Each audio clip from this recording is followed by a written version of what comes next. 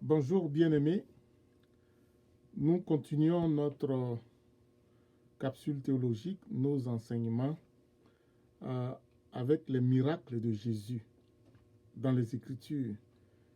Et aujourd'hui, je vais parler du miracle de la guérison de cette femme courbée. Nous trouvons le texte dans Luc chapitre 13, versets 10 à 17, que je vais lire.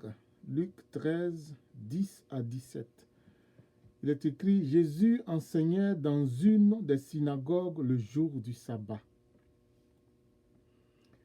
Or, il y avait là une femme habitée par un esprit qui la rendait infirme depuis 18 ans. Elle était courbée et ne pouvait pas du tout se redresser. Lorsqu'il la vit, Jésus lui adressa la parole et lui dit, Femme, tu es délivrée de ton infirmité. Il posa les mains sur elle. Immédiatement, elle se redressa. Et elle se mit à célébrer la gloire de Dieu. Mais le chef de la synagogue, indigné de ce que Jésus avait fait une guérison un jour de sabbat, dit à la foule, il y a 6 jours pour travailler. Venez donc vous faire guérir ces jours-là et non pas le jour du sabbat. Le Seigneur lui répondit en ces termes, hypocrite, le jour du sabbat, chacun de vous ne détache-t-il pas son bœuf ou son âne de la mangeoire pour le mener boire? Et cette femme, qui est une fille d'Abraham et que Satan tenait attachée depuis 18 ans, ne fallait-il pas la délivrer de cette chaîne le jour du sabbat? Ces paroles remplissent de honte tous ses adversaires, et la foule entière se réjouissait de toutes les merveilles qu'il faisait. Bien-aimés, je voudrais brosser rapidement ce texte en disant qu'il y a quelque chose de complètement fou. Le chef de la synagogue s'en prend à la foule alors que la foule n'y est pour rien. Il n'a pas le courage de dire à Jésus, pourquoi tu fais ça, comme les autres l'ont déjà fait. Parce qu'on a déjà posé la question. Ce n'est pas la première fois que Jésus guérit le jour du sabbat. Et les gens lui ont demandé, les gens lui ont posé la question. Mais ce chef de la synagogue parle à la foule comme si la foule était venue pour demander la guérison à Jésus.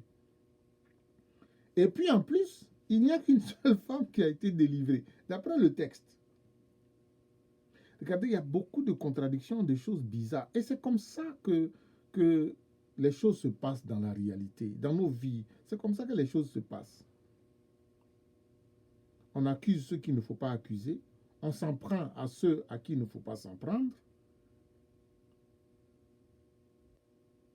Parce qu'on sait que si on va vers celui qui a posé le geste et l'acte, on sera confus et confondu. D'ailleurs, c'est ce qui est arrivé.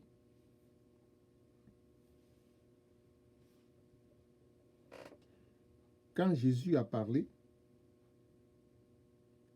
les adversaires ont été remplis de honte parce qu'ils savent que c'est comme ça qu'ils agissent. Ils agissent bien quand ça les concerne. Mais pour les autres, ce n'est pas bon.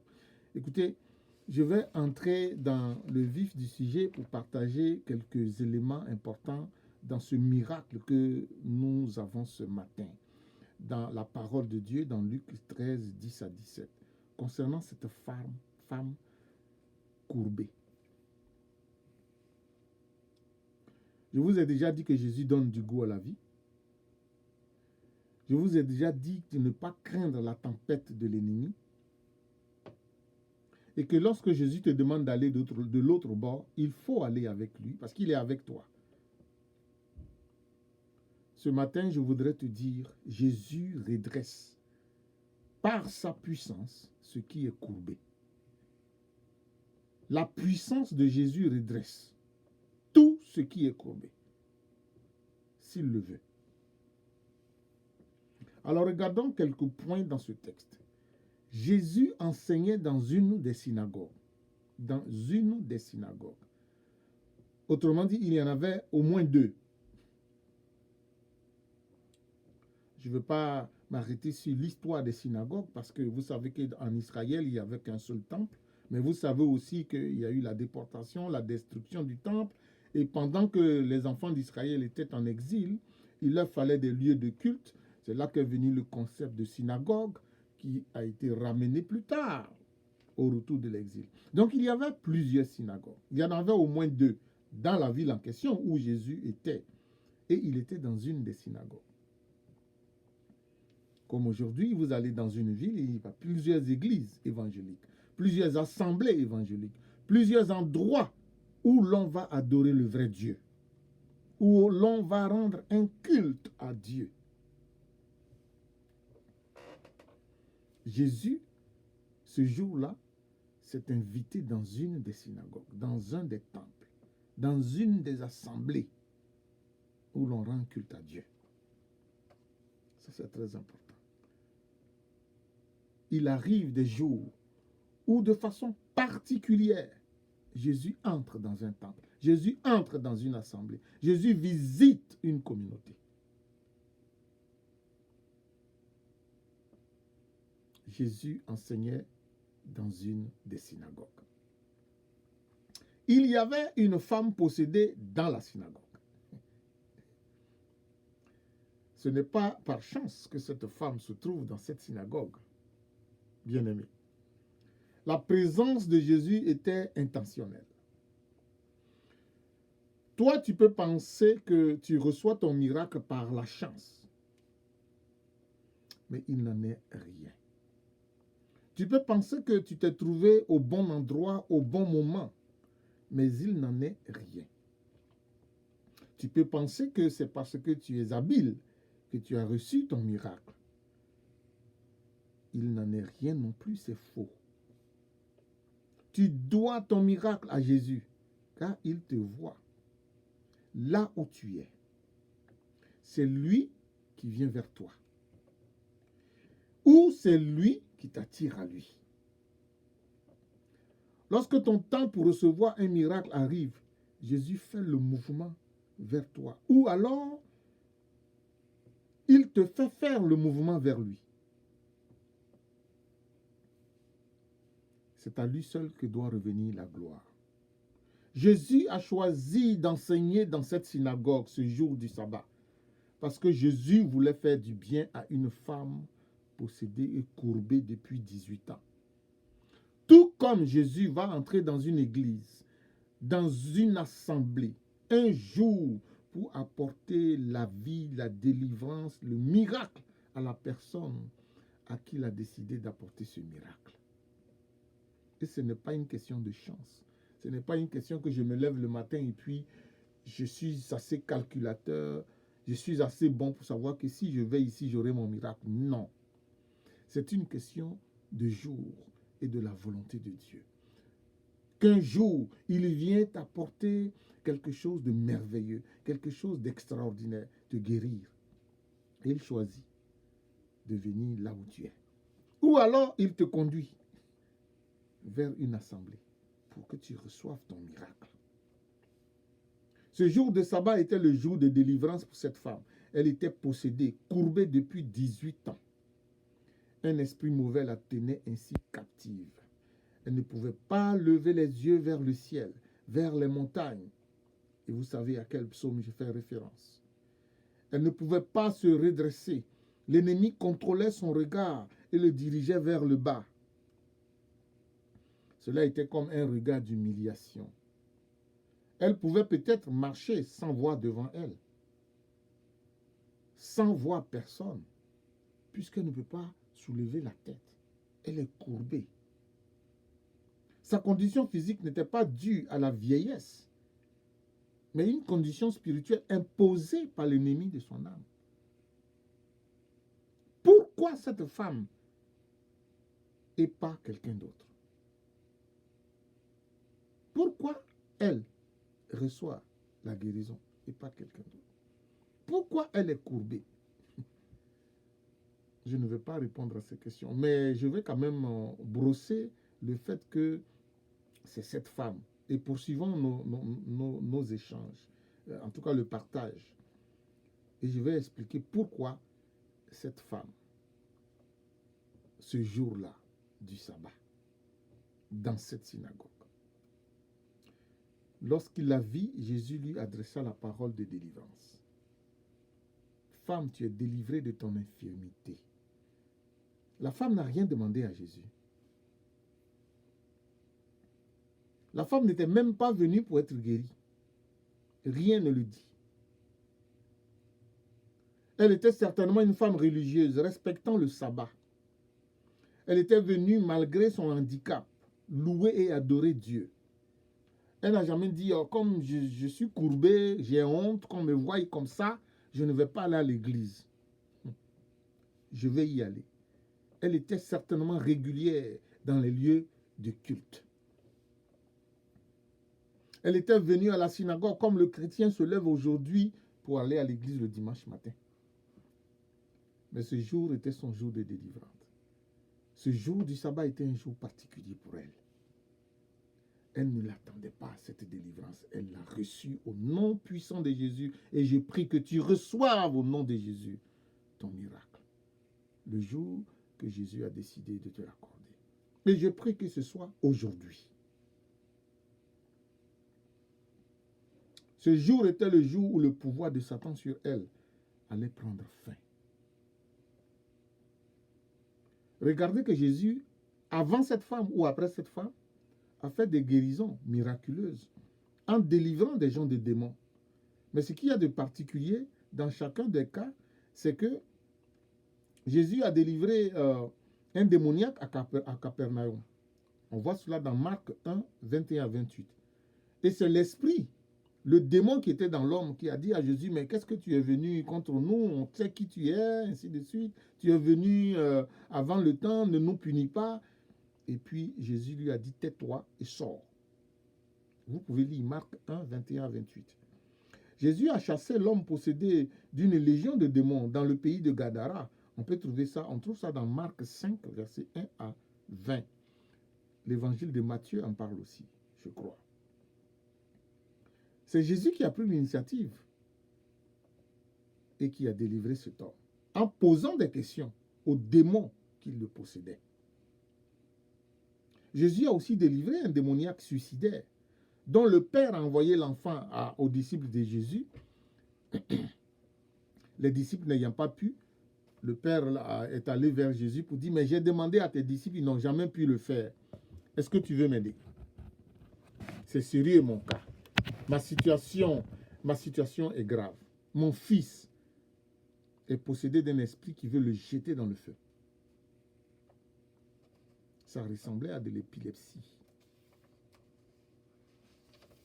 Jésus a aussi délivré ce garçon-là. Dans le texte qui nous concerne, dans Luc 13, c'est Jésus qui, comme dans d'autres situations, a vu la femme et a décidé d'agir. Lorsque Jésus la vit, Jésus ne menaça pas l'esprit qui la rendait infirme. Lorsque Jésus la vit, Jésus ne lui a même pas posé de questions. Quand Jésus l'a vue, Jésus ne lui a pas dit, est-ce que tu veux être guéri? Comme ce fut le cas de l'homme couché sous les portiques de la piscine de Bethesda. Et je vais y faire référence tout à l'heure. Jésus a vu que cette femme avait besoin d'être délivrée. Et Jésus l'a délivrée. En ne lui posant aucune question et en lui accordant la guérison, Jésus veut nous enseigner deux grandes vérités. En guérissant tantôt d'une manière, tantôt d'une autre. Des gens qui sont possédés, Jésus veut nous enseigner deux grandes vérités. La première, c'est qu'il n'est pas toujours bien en public. C'est souvent même pas nécessaire de dévoiler le péché d'une personne avant de lui accorder la guérison. Si péché il y a. Ce n'est pas toujours nécessaire d'exposer la vie des gens pour leur accorder la bénédiction que Dieu veut leur accorder. Je parle à nous, à qui Dieu a fait la grâce de donner les dons par lesquels il veut délivrer. L'Esprit agit dans le cœur des gens que Dieu bénit. Et si le Seigneur a quelque chose à leur reprocher, son esprit est capable de communiquer cela. Car c'est lui qui convainc de péché, de justice et de jugement. Nous n'avons pas toujours besoin d'attendre que les gens confessent quoi que ce soit pour recevoir la bénédiction. Parce que c'est Dieu qui la donne. Et si Dieu te dit, donne-la, je vais t'utiliser pour la donner, donne.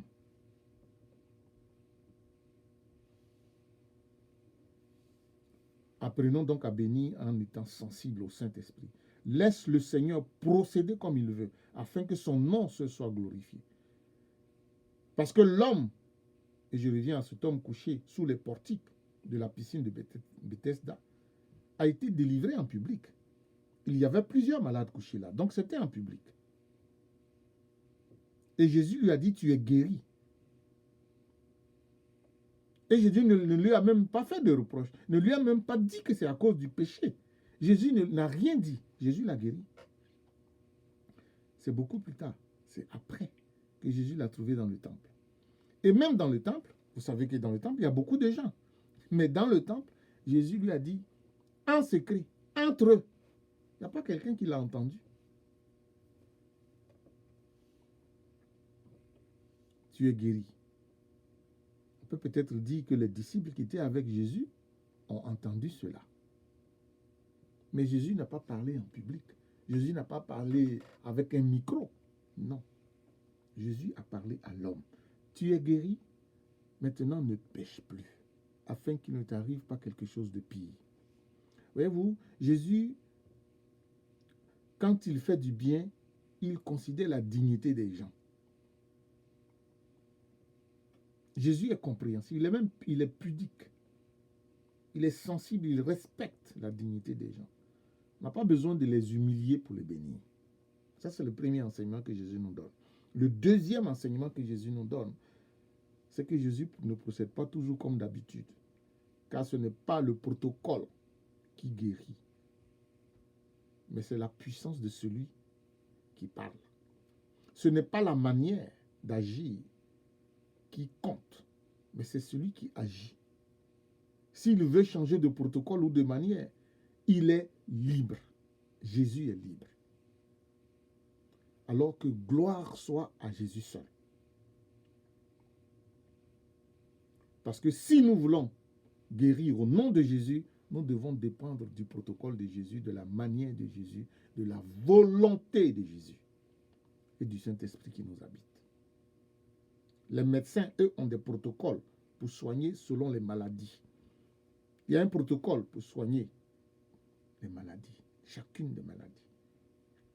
Mais Jésus n'a pas de protocole pour le même mal, pour la même maladie. Jésus change de protocole, Jésus change de manière, parce que Jésus est au-dessus de tout. Il est l'alpha et l'oméga, le commencement et la fin, le premier et le dernier. Il sait tout, donc il peut tout faire.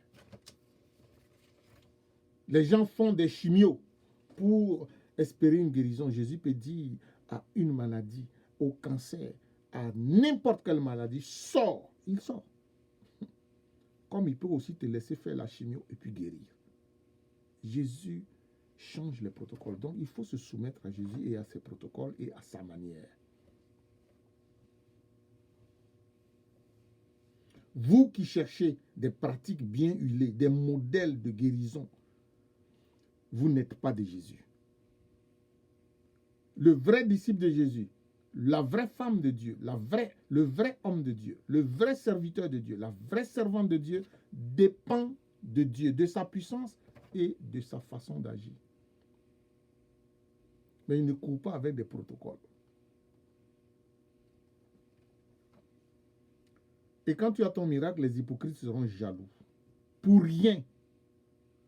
Ils seront jaloux, mais pour rien. Tu seras quand même délivré. Jésus délivre une femme. Au lieu d'être content, les gens sont fâchés. Et c'est comme ça dans la vie. Quand Dieu va te délivrer, tout le monde ne sera pas heureux. Sache-le. Des gens proches de toi ne seront pas contents. Ils seront jaloux. Ils vont même se demander pourquoi ce n'est pas eux. Et puis c'est toi. Mais tu auras ton miracle pareil.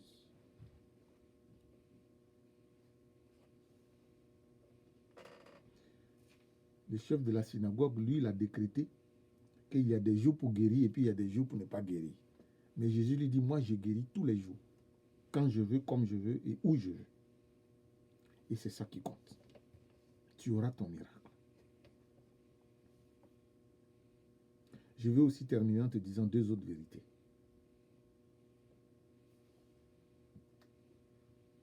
Jésus veut te guérir. Jésus veut faire des miracles dans ta vie. Et tous les jours.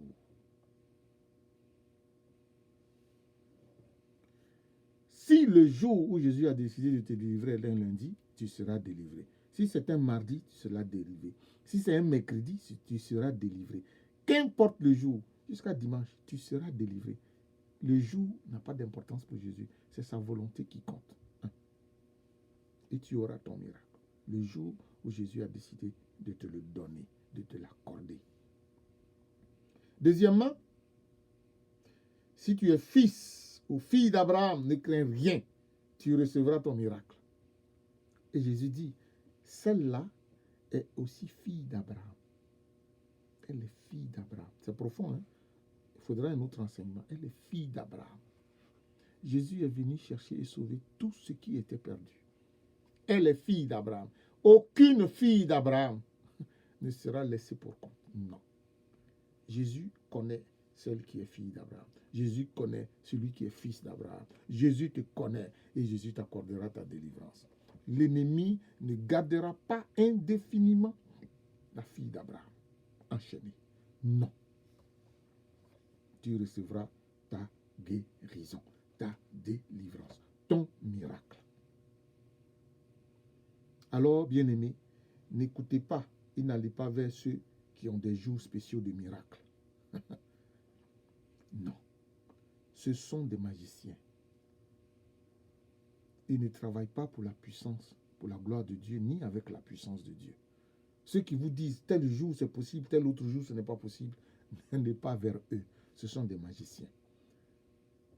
Mais les vrais serviteurs de Dieu, les vrais servants de Dieu, n'ont pas de jour, parce que tout dépend de Dieu. Reçois ton miracle au nom de Jésus-Christ et rends témoignage. Amen.